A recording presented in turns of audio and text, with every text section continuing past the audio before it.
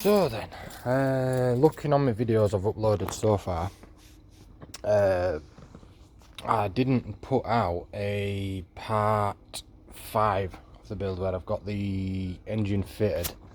I'm trying to start it up because I did run into a few problems, and I was just going through my videos and I thought, oh, I'll just upload all of them, it'll be alright. But then it's going to get a bit confusing because it's going to go from the engine being out, and I think that I've just uploaded another one.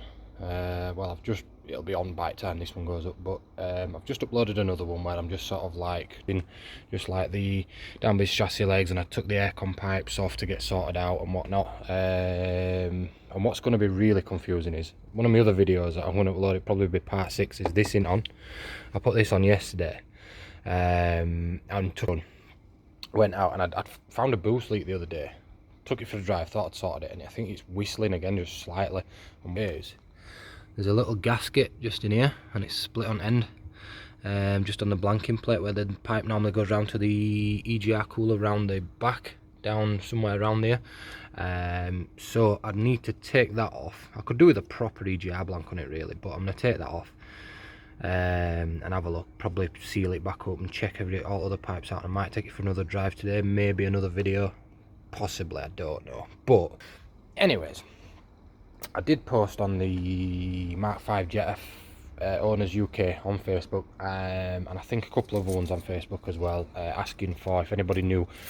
I'd got all the engine in, I'd got the box in, I'd got the clutch in, I got everything together, and I thought, oh, buzzing, nice one, you know. Tried starting it up, couldn't get it to start. Probably another couple of videos where I've mentioned I'd change injectors. If I hadn't, then I apologise, but yeah, what I'd done was put the new engine in, and I met, you know, we're turning over, and I double checked everything. I'm checking fuel lines, I'm checking it's getting fuel. I could get it to start up on easy start, but obviously I don't want to be just flooding it with easy start. I have to mind my poor excuse for my dress code today, but anyways, yeah, I'd pulling my hair out with it, couldn't get it to start up. So I got a couple of my mates who know about them, one of them being quite good with them, came down, had a look, and he said, oh, have you changed injectors, have you put your old injectors in, just to eliminate that? I mean, you shouldn't have to, but he says, yeah. I says, yep, I've changed my old injectors, I've put them in order, you know, 1 to 4, done it all exactly the same, put them in exact same order as the one and the other one, torqued them down how they're meant to be torqued and everything. He says, right, okay, have you changed your high pressure pump? I says, no. So we changed the high pressure pump, still same, you know, turning over, won't fire up off its own power. Even changed the little loom that goes in there, still couldn't get it to start up. And we changed, I thought it kept coming up with the crankshaft position sensor code, so I put the crankshaft position sensor off my old engine, knowing that one run alright. I thought, right, I put that one in, and still nothing, still coming up with the same code. And when you were turning over, a lot of people were getting confused where it was saying, I think it's something to do with oil pressure, because when you turn these, or mine in particular, turning it over and just keep turning it over, it comes up, it flashes up with oil pressure, stop, blah blah blah, all of it dash. And I've had it before with old engine, and what it was, on my old engine, I started stripping it before I did videos, and then realised, oh, I need to put it together and do it properly. Done what I took that off. That feeds the injectors and the glove, and it came up same thing. So I knew before it were alright, you know, there was nothing wrong with oil pressure, that was spot on. But anyways, I'm saying long story short, and I'm saying I'm just doing a quick video. It ends up being like 15 minutes long, but basically what I found out was, and if anybody comes into this problem, if you're building one of these engines, not particularly the engine, but if you're putting a new engine in, a new clutch and whatnot, if you touch the crank sensor, just make sure, I mean, I've ended up putting a new one in, and the crank sensor, you know, I've got my old one out of my old engine, the one that went in before. See, this one would work, probably, but I thought I'll bite bullet and I'll just put a new ring in, new seal, because it's got a little seal there, and this seal didn't look exactly the best. So basically, the one that was in this engine, because this engine, if you remember right, this one came out of a 07 plate Audi A3. This is the revision C engine I put in, and that one's off my revision B engine that was in before, which was running. And I took it apart, and when I looked at the one that was in this engine, that had been snapped off, the bolt was there, and I thought, you know what, I'll just put the full ring on. That's when the problem started. I thought, put full ring on. It's only like 10mm bolts. I'll take sump off as well, you know, and I'll clean sump packs in case it's got like sludge oil or out like that. Oh yeah, fantastic idea. I'll reseal sump and it'll be absolutely mint. And what I've done is I've not realised, just look at this bit here. That bit there is meant to be roughly about there. And the new ones, they come with like a little plastic bit on them, which sits into that little hole and into that little hole and holds it in place. All I had to do with my old one was put that crank sensor, the crank sensor itself, and not the ring on, and I'd have probably been fine. But I thought there's no point putting a second hand one on. I put a new one on because it's got the new seal, like I said. But what I'd done was when I took it off, I put all this together, and it was turning over and turning over. And anybody who were on Jetta owners, on the mk5 Jetta owners on Facebook, could probably see my video of it turning over, turning over, turning over, and asking for help. And it was this. And what it was, I took it apart. I even retimed the engine, you know, this engine, bang on, to see if it were that, and it wasn't. And it were there. That was 180 degrees out. So yeah, rookie mistake, like that. But it is things that do happen, and like I've said in a couple of my other videos, I am not by any means like some absolute pro who comes to an engine and knows exactly what's wrong with it straight away. It's trial and error, it always has been. And if I can fix it myself, I can fix it myself. And if a lot of people want to say, oh, we'll just take it to professionals. Yeah, but you've got to think, by me doing this myself, I've probably saved hundreds and hundreds of pounds. And it's not that I'm wanting to do that. I'm just trying to show that if you put your head to it, you can do it. You know, you can. I never knew how. And I've grown up around, you know, I've grown up around cars, but I got taught a few bits, but I'm kind of self-taught myself. You know, and a lot of stuff nowadays, I don't know, but I'll try and I just research it. And I find out, but that was the problem. So that is what sits behind your clutch. So your gearbox is there and your engine's there, and on this side you've got clutch, pressure plate, clutch, and your flywheel. And then behind that there's them 10mm bolts, and then sits like that. That's meant to be there. Bolts on with these little 10mm bolts round here, and then there's two there. You just see them. And they go up through the sump and into that, and there's a little bit of sealant that runs around there. So I took the full sump off, thinking there's no point trying to put sealant on there and then push it on for that to push sealant into my sump. I'll just do it that way. And obviously I put it on wrong, car wouldn't start. Took it apart, found out that was sat like that. Put the brand new one on, which obviously came with the little orange bit. I'll try and do it in another video and show you what I mean. But it's got a little orange bit that holds that in place, and if you research them, you'll know what I mean, because this comes up, don't actually come up as a crank sensor ring. A lot of times it comes up as the crank seal, and that's the crank sensor. So they tried sending me that at first, and just like, yeah, that's all we've got, that's all we've got. I said, well, what about the seal, you know, because it's got the little rubber seal there. And I do, you know, changed mine, and I took the sump back off and I resealed it again, because I thought, everybody's saying, oh, it's all right, just bang a bit of sealant on bottom of it, push it on, it'll be all right. And I said, yeah, but the thing is, it's tight to it. It's just going to push the sealant into my sump, into the oil in my sump, and then my pickup pipe's going to pick that up and block the pickup pipe, and then I'm probably just going to destroy another engine. Probably, you know, there's probably a chance it won't, but why chance it? So I took sump off, redid that, put it all back together, torqued all flywheel back up, put clutch back in, you know, put it all back together, and I swear to God, turned it as first turn at key.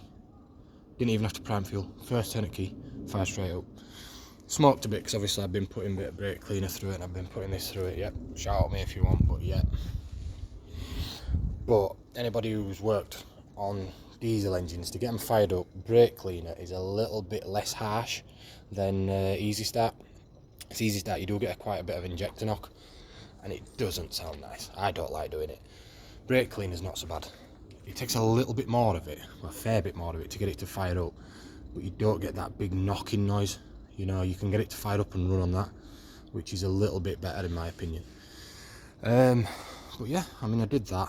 I put that crank sensor ring in, and I'm probably going to upload this video in particular. I'll upload this one and I'll post it onto the Jetta forum as well, because I did say to them, like, I will post on for anybody who's having this problem in future. And by all means, if anybody does have this this problem, please do message me. I will help, and it'll be the same on Golfs, and it'll be the same on anything with this BKD engine, revision A, revision B, and revision C, and I guarantee it'll be the same. If anybody does take the crank sensor ring off, please, you know, just watch that, just watch my videos. Just if you're ever doing like a engine change, all I'm doing really is uploading these videos to sort of help somebody who's doing one themselves, so it might help them in future and avoid having to do what I've done and have to take it all apart. Stupid mistake, but yeah, if I can save somebody else having to do that, because if you think you take it to a garage and you've got to pay for their ramp time, luckily I you know, I've got a ramp at my work and I've just had to pay for ramp time, which isn't as expensive as anybody else, but it would be easier for me, but I shouldn't have had to do that in the first place. But rookie mistake, you know, this is the second, I'm lying, this is the second BKD card I've had, and the first one I got rid of really quick. I had problems with it, A3 I had years ago, and I had enough of it, you know. Back then I was just like thinking I can't be bothered. So I've got a little bit of experience in them, but this one in particular, like I've said before, I bought it off a friend of mine, and then it had a few problems, which you know I didn't get mad with him because I knew he had looked after it. You know, it was, even he says now when I show him pictures, he says I miss that car, you know, and I'm trying to look after it, you know, and keep it in good condition, so because I like it and I've always liked it when he had it. But yeah, you know, like no fault of his own, it had problems with it, and it was just down to, obviously he'd sent it to people who'd not fully checked stuff, and I'm not slagging anybody off who's done it, but sort of like when he got the turbo done on it, and it had the old intercooler, so it'd been on like its second engine. I think this originally came with a revision C engine, and something happened to that one, so put another engine in which had a revision B. I don't know what he'd got that one out of. It run absolutely fine, but it were on the same intercooler and same piping, so all it were going to do was just cause issues. So you know, you've got to think, if that's been throwing metal filings, like when the turbo had gone on the original engine, I think it had done 2 turbos, you've got to think the metal filings are floating around, and if you've not cleaned that out, you're just going to get metal filings in everywhere else, which I found out that's you know, I'd found a couple of little metal filings in the old engine. That's why when I dropped the oil it had a load of metal filings in, so that's the reason I changed it. A lot of people might ask why did you change it to a revision C? 2 reasons. A revision B engine I could have kept, but there's the risk of it doing turbos in every 2 seconds, you know, and I could have put my new setup up with a new intercooler, which I put an upgraded intercooler on off like I said, off an Audi S3, the alloy-ended one. I could have just left it at that and then just put another turbo on it, but what a point in that. Plus, once I map it, there's chances of getting flywheel chatter and clutch slip, you know, because of the torque. So what were the point? You know, I might as well have built it right and it'd be bang on then. So that's why I put that engine in, because the other engine run, the injectors are fine on it, the pump were fine. The pump's on this engine now, it's still on. The injectors at the old engine in this engine, you know, and I didn't need to change them. It was just because I'd going around asking people, oh, what do you think it is? Have you tried injectors? Have you tried this? And I did, you know, so I'd done everything that people were saying, and I'd done everything by books and whatever I knew. But yeah, I got it in, and if anybody does have that problem, before you go changing injectors, before you go changing wiring, just make sure before you even put the gearbox on, before you even put the engine, you've got that right. Don't take that off if it's already got it on, because it'll be set in the right position. Because I had to set mine top dead center, and you get a little kit and it bolts onto the crank at bottom. You won't be able to see it because obviously it's got a pulley right there, you can't even see it, it's right down bottom there. Anyways, you got to take that off. There's a little locking tool that goes in and a little pin that goes in there, and then there's a pin that goes in there and a pin that goes in that in the cam gears on the ends, and it slides. You'll know when you've got it in because it slides all the way in properly.